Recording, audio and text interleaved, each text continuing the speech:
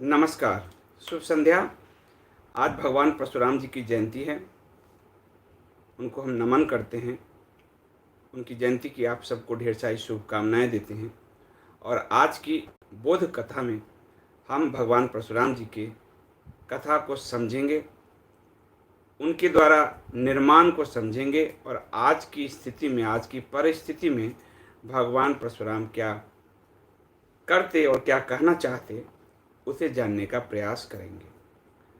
सबसे पहले बताऊं कि भगवान परशुराम का जो उल्लेख है वो पुराणों में है। और भगवान परशुराम त्रेता युग में उनको माना जाता है कि उनका जन्म हुआ था। और भगवान विष्णु का छठा अवतार उनको मानते हैं। आवेश अवतार भी कहते हैं, क्रोध का अवतार जो है।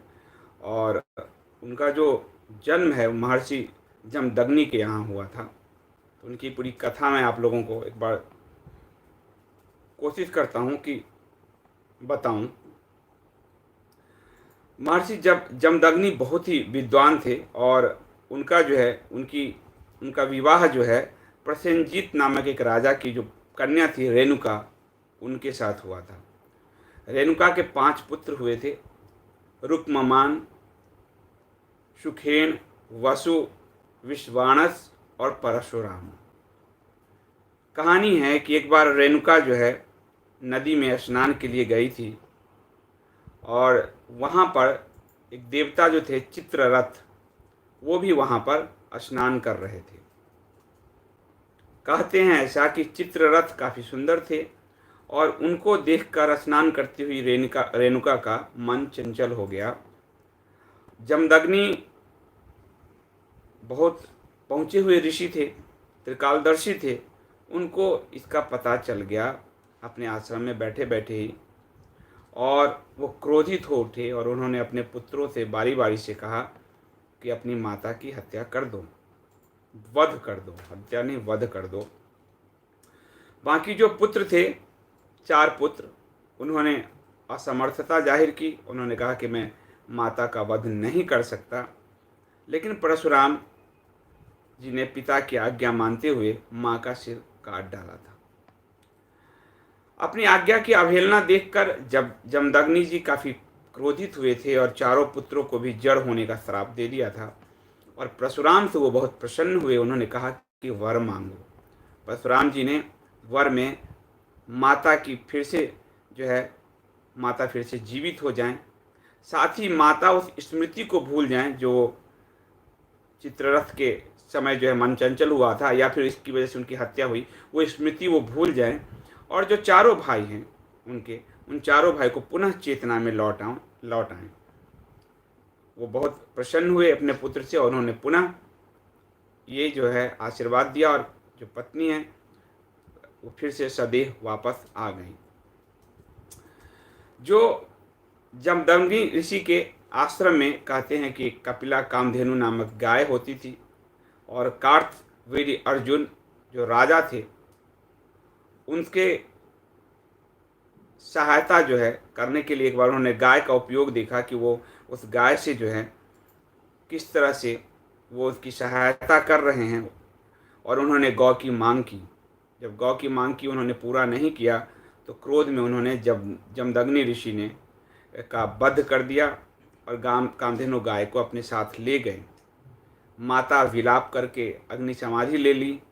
उसके बाद से परशुराम जी काफ़ी क्रोधित हुए और परशुराम जी ने प्रतिज्ञा की।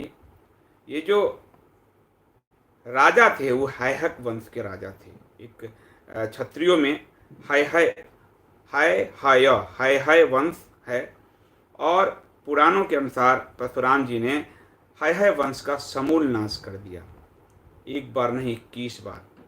ये बाद में माना जाता है 10वीं शताब्दी में, जब बौद्ध जैन के बाद जो है हमारे पुराणों में, हमारे रामायण में, महाभारत में जब मिलावट की गई, उसमें बौद्ध और जैन ये सनातन धर्म का उस समय बड़े शत्रुता के साथ बर्ताव करते थे और ब्राह्मण और क्षत्रिय में वैर जो है उनकी स्थिति बनाए रखना चाहते थे।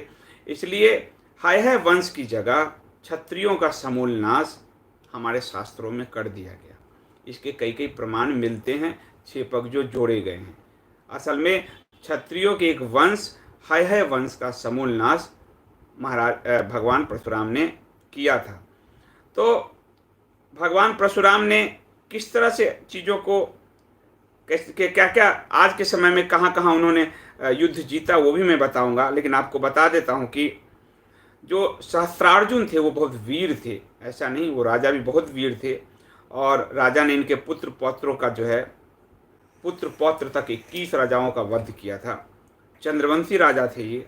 और इन्होंने नर्मदा नदी के किनारे जो माहिष्मती नगर है, जो आज अभी माहेश्वर नगर माना जाता है, माहिष्मती का निर्माण इन्होंने ही किया था।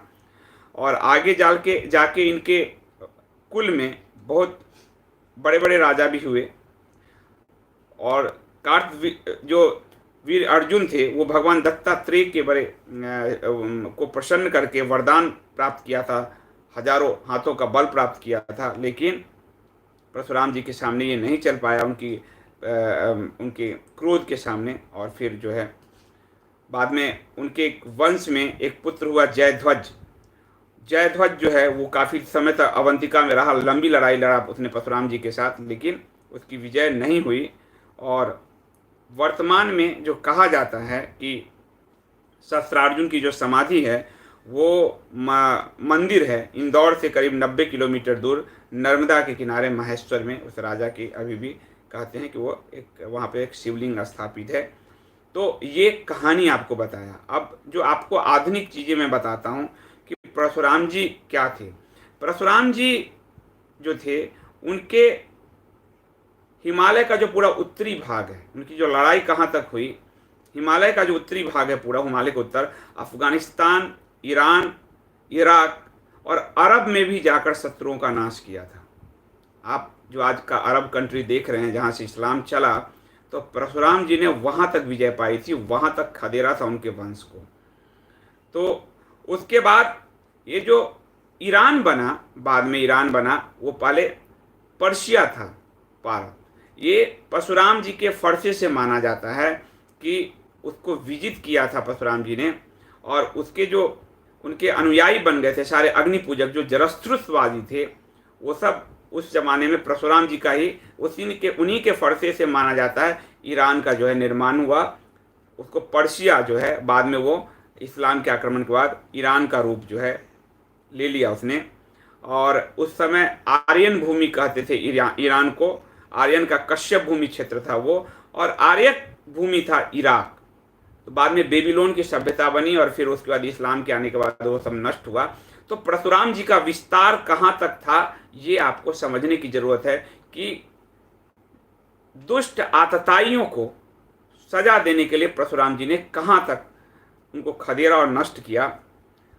उसके बाद जो मुंबई से शुरू होता है और कन्याकुमारी तक, उसको 8 कोनों में परशुराम जी ने बांटा पूरा। केरल भी परशुराम जी के फरसे से ही माना जाता है और उसकी पूरी जो है। उसके बाद आपको बताऊं कि ये पूरा जो केरल का निर्माण है, और परशुराम जी का जो उनको त्रिवंत कहा जाता है, परशुराम जी को त्रिवंत। ये जो केरल की राजधानी है तिरुअनंतपुरम, ये परशुराम जी के ही नाम है।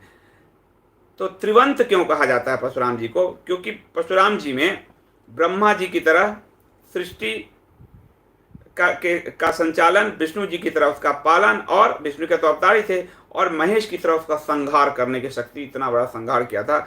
इसलिए उनको वो अकेले ऐसे देवता हैं, ऐसे अवतार हैं जिसमें उनको ब्रह्मा की सृजन शक्ति, विष्णु की पालन शक्ति और शिव की संहार शक्ति तीनों उनके अंदर था, इसलिए उनको त्रिवंत कहा गया।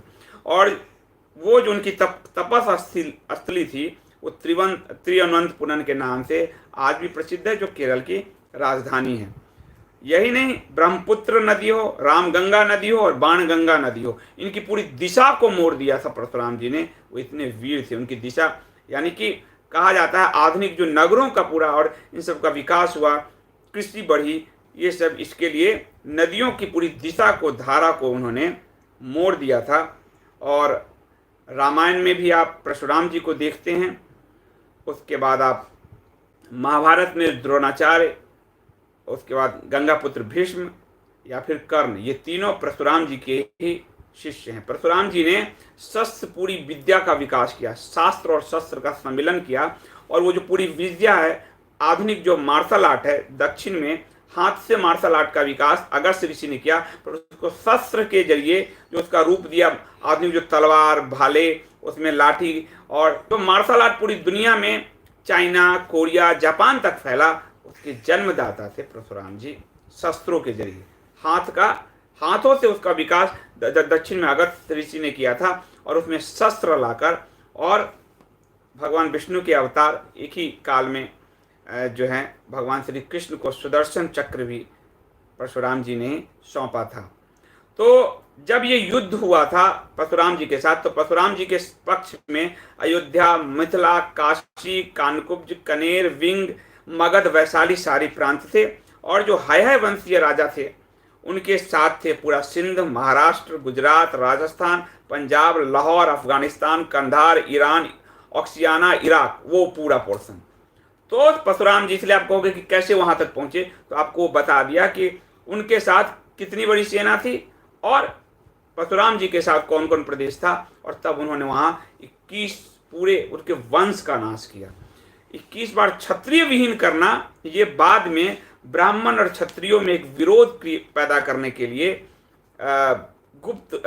ये बौद्ध और जैन काल में हमारे शास्त्रों के दूषित होने का सबसे बड़ा प्रमाण है कि राम और सीता को भाई बहन तक बता दिया गया है, और उसी वक्त ही उत्तर रामायण और ये सब जो जोड़ा गया, उस वक्त सनातन की जो आज आप देख रहे हो सबसे लड़ाई, वो लड़ाई भी बहुत विकट लड़ाई थी। इसलिए उस वक्त के इतिहास को अगर हम खंगालेंगे तो हमें मिलेगा, और इसीलिए हम लोगों को उस वक्त के इतिहास को भी समझने की जरूरत है।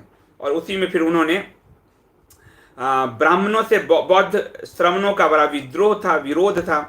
तो ये पूरा जो है एक ऐसा किया गया, और जो राजा थे क्षत्रिय, ताकि वो बौद्ध श्रमणों को प्रश्रय दें, ब्राह्मणों को धकेल के बाहर करें। इसीलिए बौद्ध जितनी साहित्य थे उसमें मिलावट किया गया। भगवान बुद्ध की बात नहीं कह रहा हूं मैं मौर्य साम्राज्य के बात कह रहा हूं। इसीलिए ये संघर्ष जो 21 बार क्षत्रिय विहीन के बाद वाली जो बात है, वो असल में हैहक वंश का नाश किया 21 बार, पौत्र पौत्र तक, कहाँ तक, वहाँ अफगानिस्तान और कहाँ ईरान इराक तक वो प्रवेश कर गए।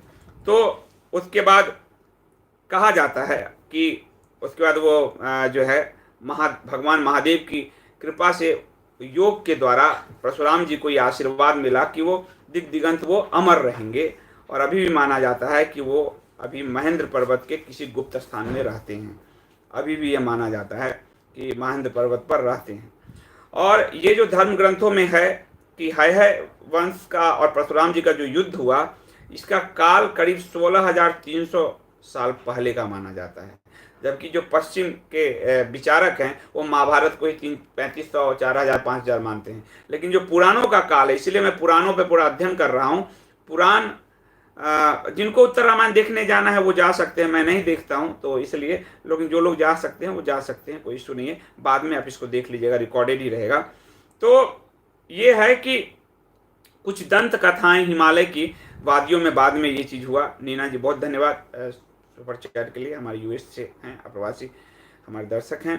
तो बाद में कई जगह ये किंवदंतियों के रूप में भी आया कि हिमालय की गुफाओं में काफ़ी सारे यात्रियों ने परशुराम जी के दर्शन किए हैं, यानी उनके अजर अमर होने की गाथा अभी भी है कि परशुराम जी। इसलिए कई लोग जब कहते हैं वो त्रेता में थे, वो फिर द्वापर में कैसे आए, तो मेरा मानना है कि पुराणों को पढ़ना चाहिए, हमारे शास्त्रों को पढ़ना चाहिए। हमारे यहाँ हनुमान जी को भी अजर अमर कहा गया है, और वो जो योग विद्या है वो पश्चिम नहीं जानता, इसलिए वो काल को घटाता जाता है, योग से वो अमरता की बातों को नहीं समझता है।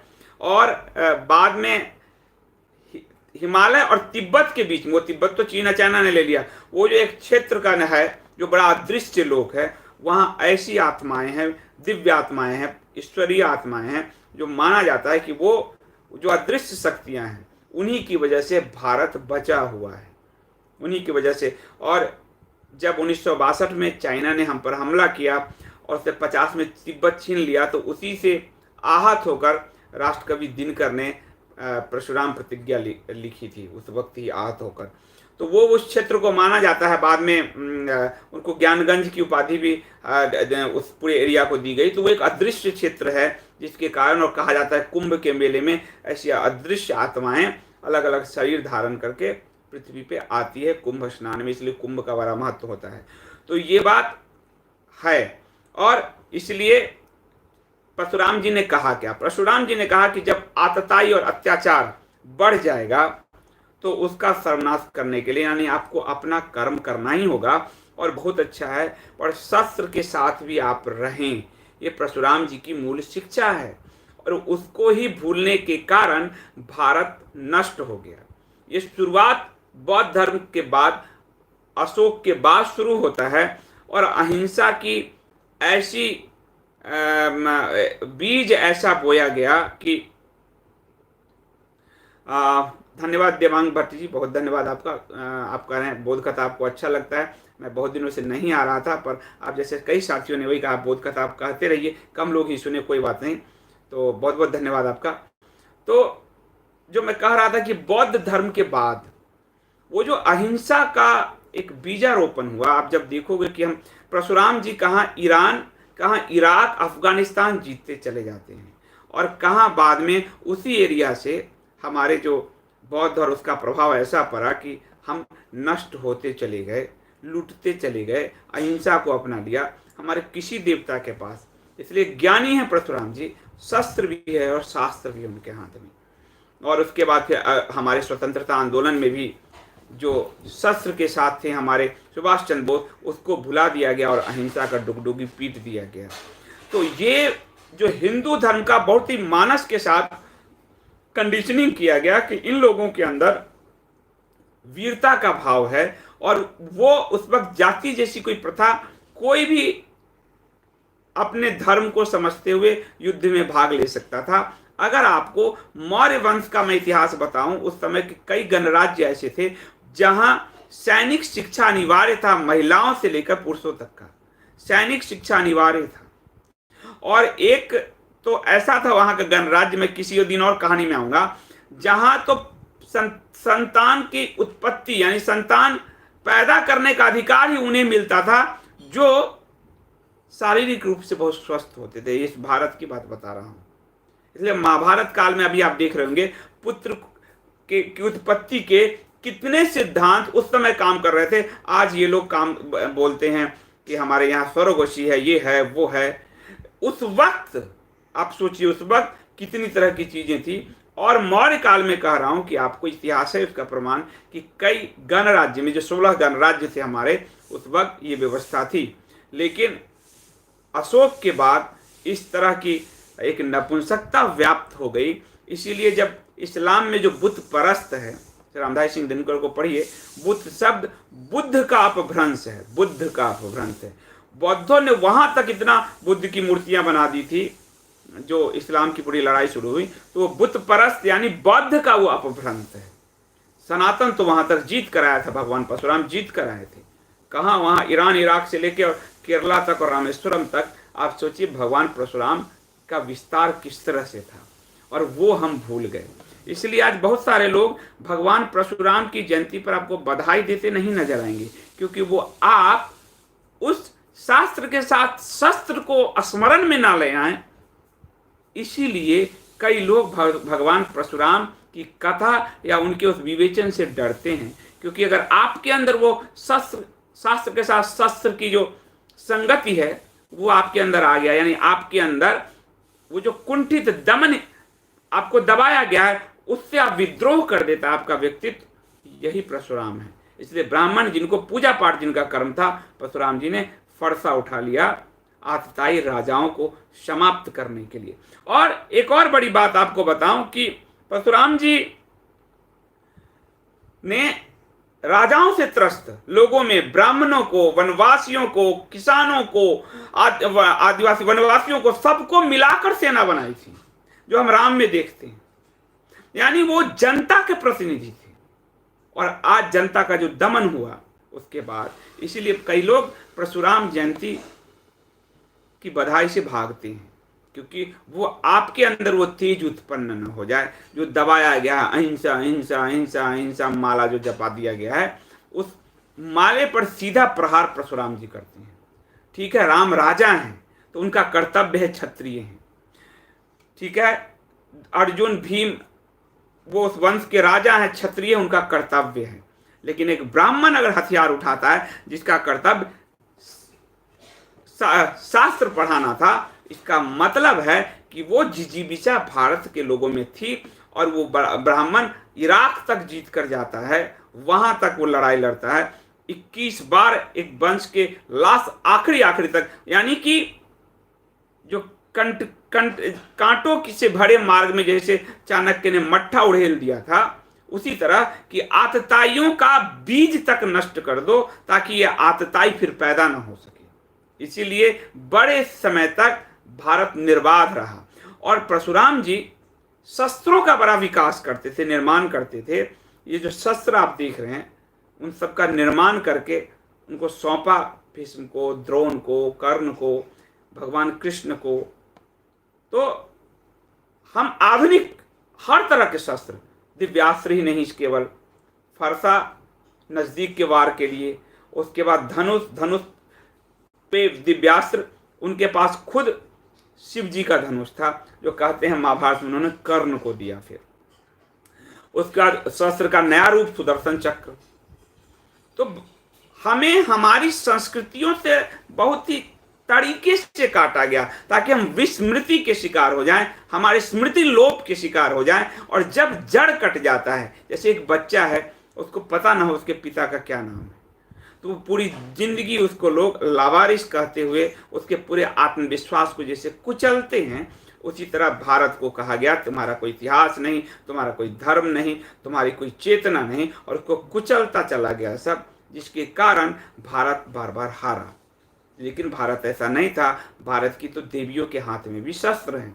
तो परशुराम जी की ये एक बहुत बड़ी महिमा है जहाँ शस्त्र और शास्त्र एक साथ मिल जाते हैं और कहते हैं कि जब समय है तो शास्त्र पढ़ाओ, लेकिन जब आतताई बहुत बढ़ जाए तो शस्त्र उठा लो।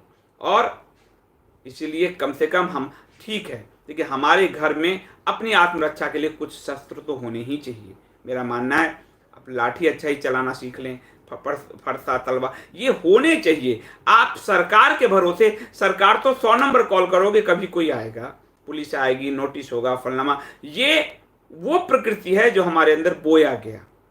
इसलिए उस जमाने में हम लोग, मेरा तो बहुत बाद का जन्म है, लेकिन हमने अपने ननिहाल में सब में देखा है कि वो रहते थे। मेरे जो पिताजी फरसा का उन हमारे घर में रहता था, होता था। हमारे ननिहाल में लाठी मेरे छोटे मामा बेहतरीन लाठी चलाते थे, बहुत बेहतरीन।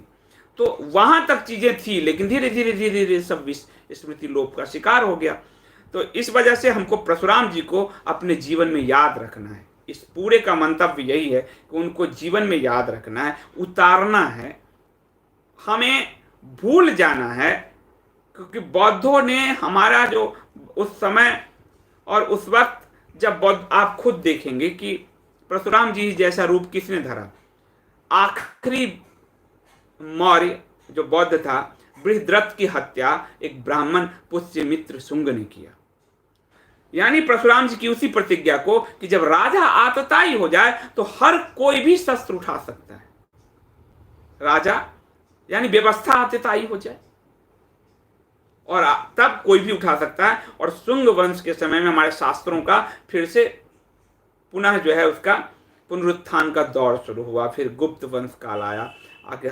तो हमें उसको याद रखना। हम किसी को मारने नहीं जाते, हम किसी को कुछ नहीं कहते, हम तो शांति प्रिय ही लोग हैं। युधिष्ठिर ने अपने राज्य गवाए, सब गवाया, हम तो देखे ही हैं।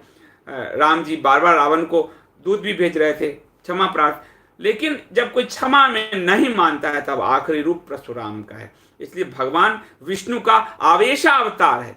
क्रोध एक सकारात्मक ऊर्जा है, हमें सिखा दिया गया। क्रोध जो है नकारात्मक ऊर्जा है, पाप है, ये है नहीं। क्रोध एक सकारात्मक ऊर्जा है, इलेक्ट्रिसिटी पैदा करता है शरीर के अंदर।